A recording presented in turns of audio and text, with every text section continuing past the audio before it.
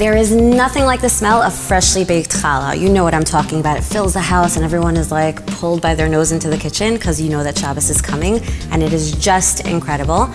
And until we can bottle that smell, you're just gonna have to make it yourself. Luckily, it's pretty easy.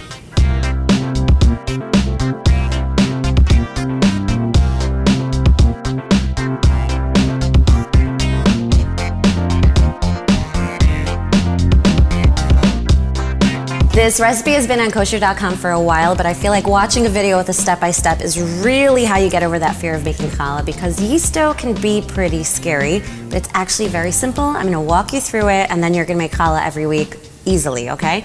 We're gonna start with 5 cups of warm water in a non-reactive bowl, and that means a glass bowl or a plastic bowl is fine. You don't wanna use a metal bowl.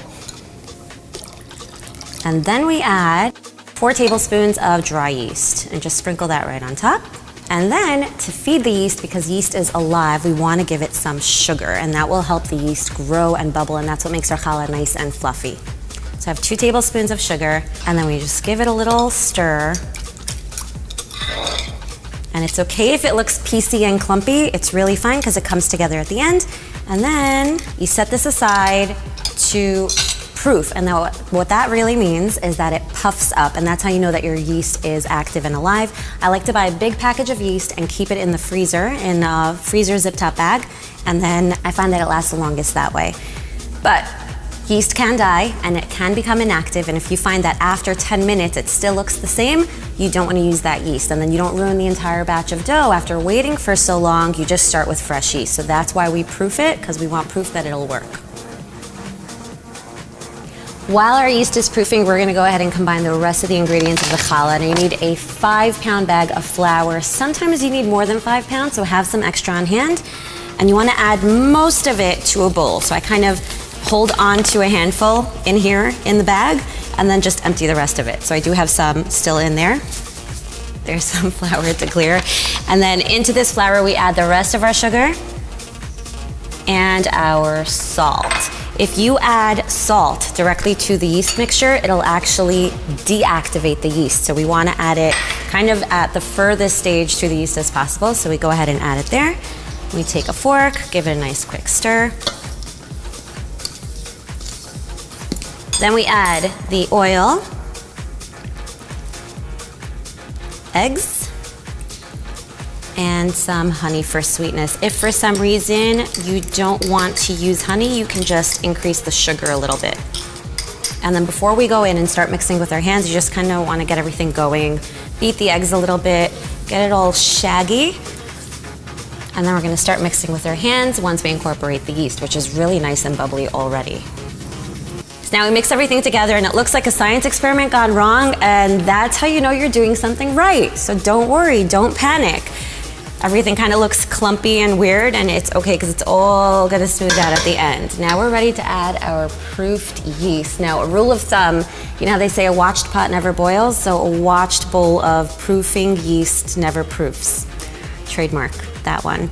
So you wanna set this aside. If you're one of those people who keeps checking on something, I actually like to set a timer for 10 minutes so that you're not checking on it and it does its thing, and then after 10 minutes, it should look like this, nice and bubbly on top with kind of like a separation of the liquid on the bottom, but this is proofed yeast, and this will make your challah beautifully fluffy. So you go ahead and pour all of this in there. Now mix it with a fork until you can't mix it with a fork anymore, and then we're gonna start to mix by hand. If you have a Bosch mixer or a high-powered mixer, we'll include the instructions. They're slightly different. We'll include those in the recipe also. This is the mixing by hand technique. Now it's getting harder and harder to mix, but this mixture still is wet, and you want it to be more of a, not a dry dough, but drier than this. So we go ahead and add the rest of our flour, and then roll up your sleeves, put on some gloves if you want to, and we're gonna go in here by hand. Fun fact, and I don't know why this is true, but the vinyl gloves actually are the least sticky with yeast dough. I don't know why this works, but they are less sticky than latex gloves or even the nitrile gloves. So if you have a variety of gloves in your house. Go for these when you're making challah. So you want to go ahead, start incorporating this extra flour.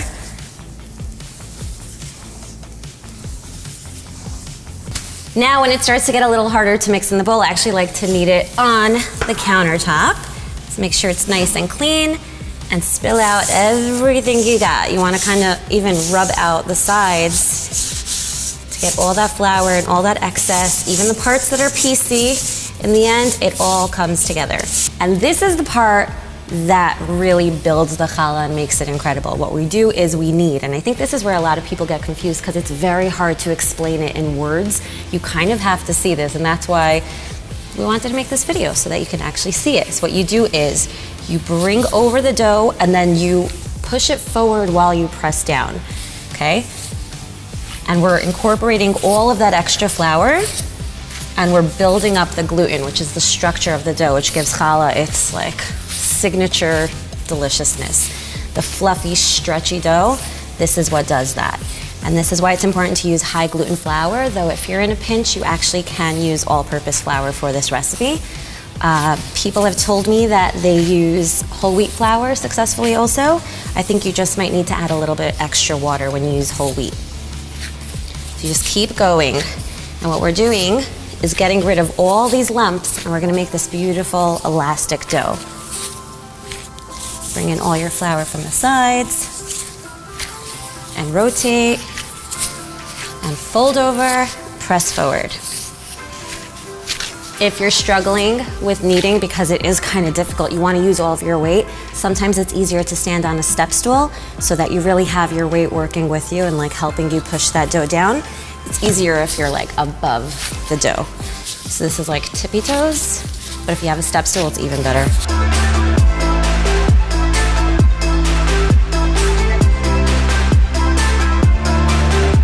Starting to look really good, and it's starting to feel like we're almost done. You don't want to rush this process. You really need to knead. You got to do that, and you'll be rewarded with the most delicious challah ever. It's worth it. It's worth every minute. And also, you could cancel your gym membership because this is my workout. That's looking really good. A gorgeous elastic dough, much smoother than we started out with. And now we put this back into that bowl. You want to use a very large bowl because this does rise. Just want to go ahead and put it right in there. And then we cover it with a towel and we put it somewhere warm to rise for an hour and a half. Like that. After an hour and a half, we have this gorgeous, fluffy dough. Oh, beautiful. We're just gonna turn it out onto a floured surface.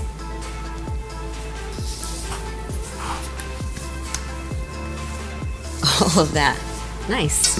Now we're ready to make our challahs. Now the great thing about this dough is that it's actually multi-purpose. So you can use this dough to make cinnamon buns, you could use it to make chocolate babka. I like to, if I'm making challah on a Thursday night, I like to take some strands and wrap them around hot dogs and then bake them that way. My kids love it. It's kind of like a hot dog with a built-in bun.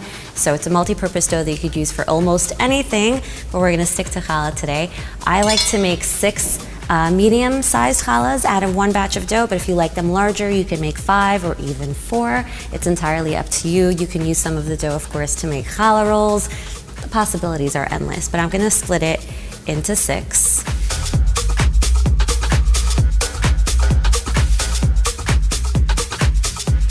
All right, now that we have our dough portion, we take one of the portions, and I'm gonna show you how to do a 6 braid because I think that that's a very intimidating one. That's actually fairly easy. So again, slice it into wedges, and I feel like this way you can tell that they're more or less the same size. If you're really into having everything matching, you can weigh the dough, but it all bakes up together, so it's fine. So we just go ahead and spread that out. We wanna have some flour here so it's not sticky, and roll into strands using 2 hands and firm pressure to kind of stretch it out. This is actually a pretty stretchy dough. I know that some doughs are more like Play-Doh in consistency. Wherever you roll them, that's where they stay. So this one kind of springs back on itself. So you want to go ahead and really stretch it. And if you see that there is a spot that's a little bit lumpier, a spot that's a little bit bigger in your strand, then just focus your strength on that to smooth it out. 1 strand of dough. And just repeat 6 times.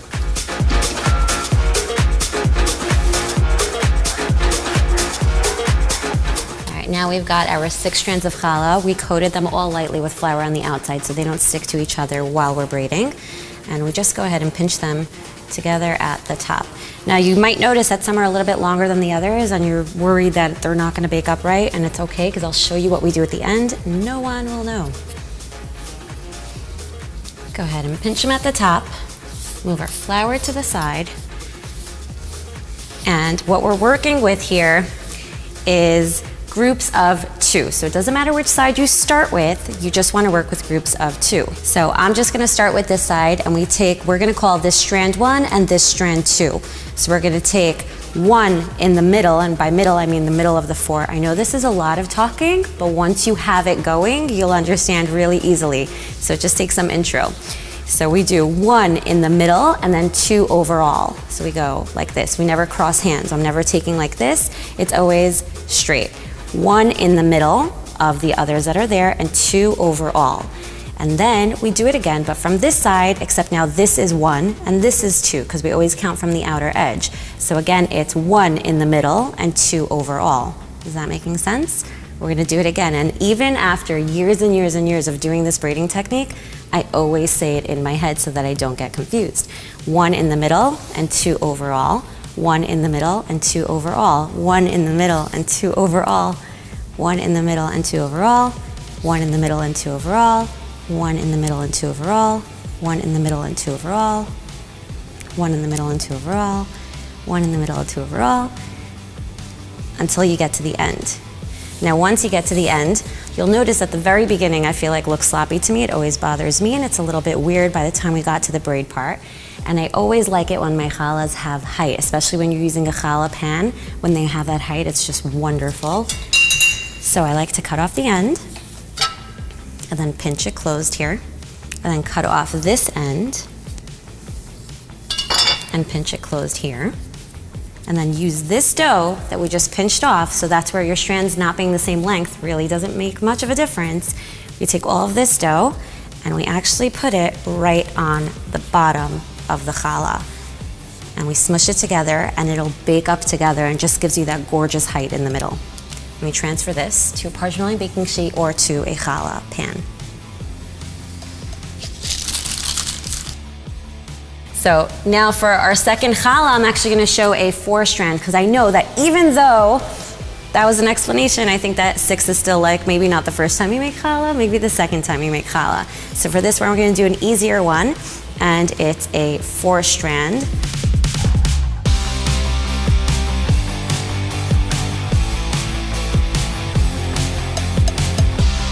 We've got our 4 strands here. We're gonna do the same thing by joining them at the top, and we're gonna do the same thing by not worrying that they're all the same length. You wanna have them all roughly the same size though in width so that the braid looks nice and uniform. So we join them on top, and what we're doing is going over, under, over, okay? And it's really simple. We're always gonna go in the same direction. So for me right now, I'm gonna go from left to right, and it's gonna go over, under, over.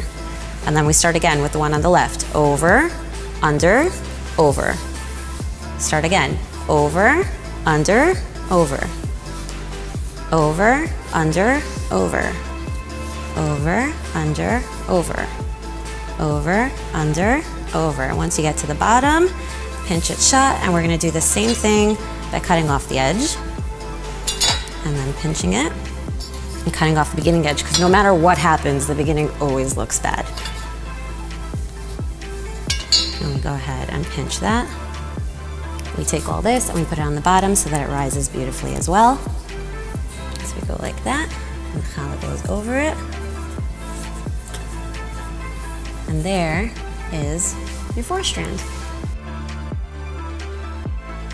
Okay, after a rest for a few minutes, you can go ahead and egg wash and top it however you'd like. Today we have some everything but the bagel seasoning, and we have just 1 egg that we whisked gently.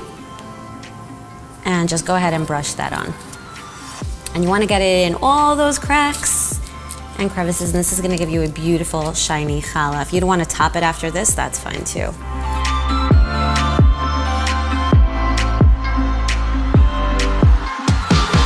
Now, you may have noticed that I never mentioned preheating the oven. That's because my secret to very, very fluffy challah that I don't even know when I started doing it, but I actually put it into a cold oven.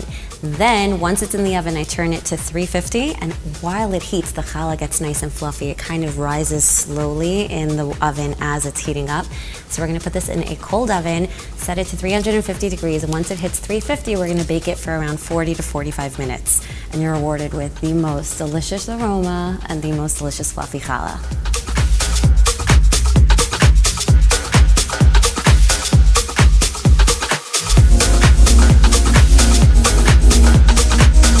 We're ready? Oh, I think, you wanna do that again? I don't care. Everybody who's going away is away for a long time. Water. Which one's hot? That's so weird. No, but I'm so scared. I was interviewing Goldie at KFWE, and I'm like, what's your job here at kosher.com? And she's like, I take out the garbage. So tell us what you do at kosher.com. So I take the garbage out, fill the fridge. I'm always looking here. I don't like it. 1 second, I'm sorry. Hello? No, I'm not okay. Oh, God. This, excuse me, are you helping? Here. Pause.